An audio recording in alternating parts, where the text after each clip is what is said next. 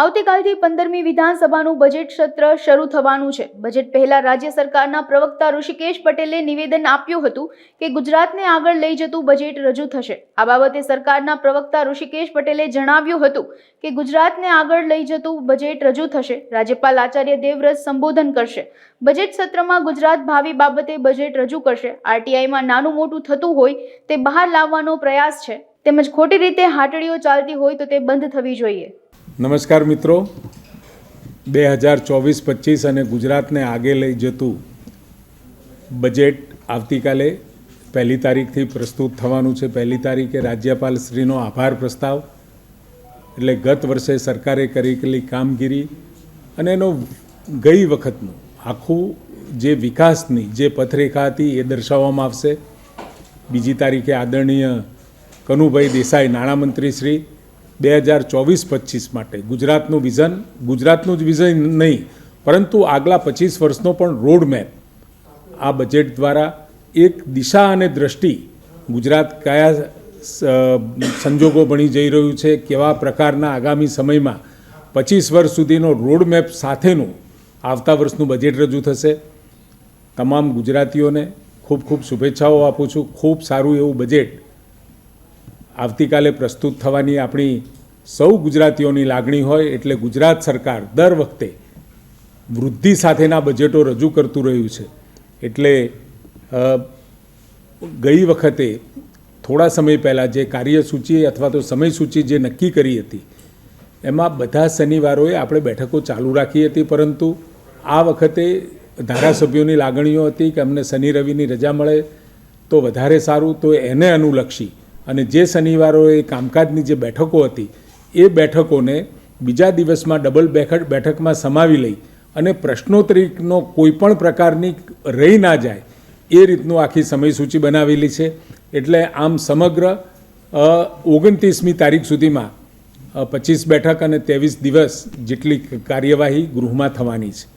આ વાત આપને પહેલાં પણ કરી છે, પરંતુ આપ સૌની લાગણી હતી કે વિધાનસભા આવતીકાલથી શરૂ થાય છે એટલે પત્રકાર મિત્રોને પણ મળવાનો આનંદ હોય, વાત અને સમય આવતા સમયનો જે આવી રહ્યો છે વિધાનસભાનો, એટલે સ્વાભાવિક રાજ્ય સરકારનું વિકાસનું બજેટ રજૂ થતું હોય એટલે આપ સૌને મળવું અને થોડી ઘણી જે માહિતી મારી પાસે જે કામકાજ સલાહકાર સમિતિમાં નક્કી થયું છે એ આપવાની હતી। અને સાથે ખૂબ ઐતિહાસિક એવો અયોધ્યામાં રામ મંદિર આદરણીય નરેન્દ્રભાઈ મોદી સાહેબના હસ્તે ખાતમુહૂર્ત અને પ્રાણ પ્રતિષ્ઠા થઈ છે, એટલે આદરણીય મોદી સાહેબને આ રામ મંદિર માટેનો એક અભિનંદન પ્રસ્તાવ પણ આપણે લાવવાના છીએ।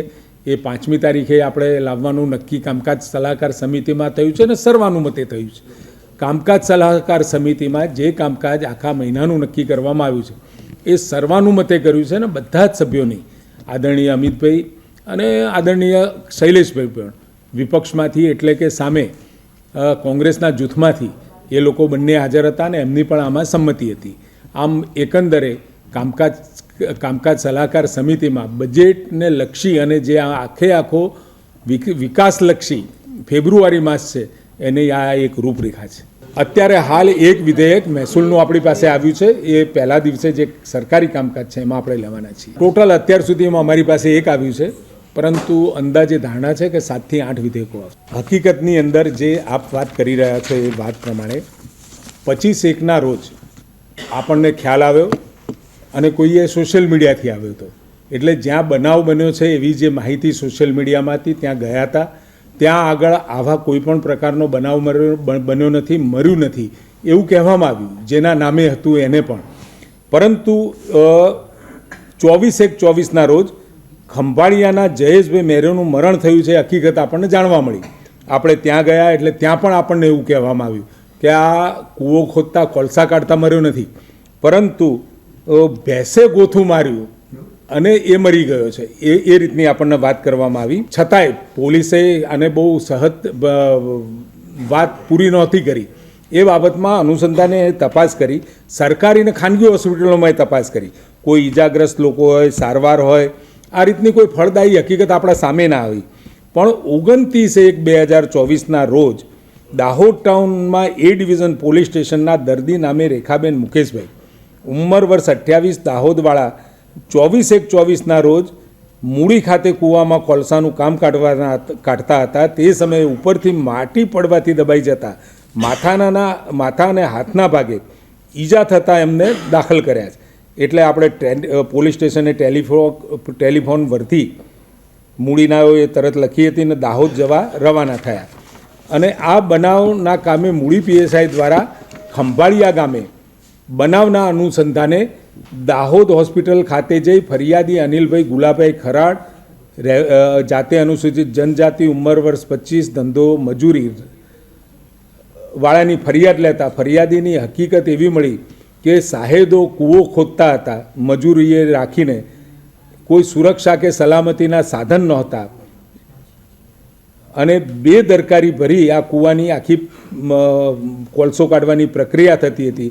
એમાં કાળીબેન, સુરેશભાઈ, જયલાભાઈ વાળાના મોત થયા હોય અને ફરિયાદી તથા રેખાબેન મુકેશભાઈના માથાના ભાગે તથા હાથના ભાગે ઈજા થયેલી. અને આ જ કામના આરોપીએ મરણ જનારની લાશને સગે વગે કરવામાં મદદ કરી, પુરાવાનો નાશ કર્યો, ગુંડી ગાળો બોલી, જાનથી મારી નાખવાની ધમકી આપી. એટલે આ બધું આપણા જાણવામાં આવતા આપણે અનેકવિધ કલમો જે આને લગતી હોય આપણે એનો તરત જ ગુનો નોંધ્યો. એટલે આપણને જ્યારે ખબર પડી આ તો સામેથી જઈ આપણે ઊંડી તપાસ કરીને આ ગુનો નોંધ્યો છે.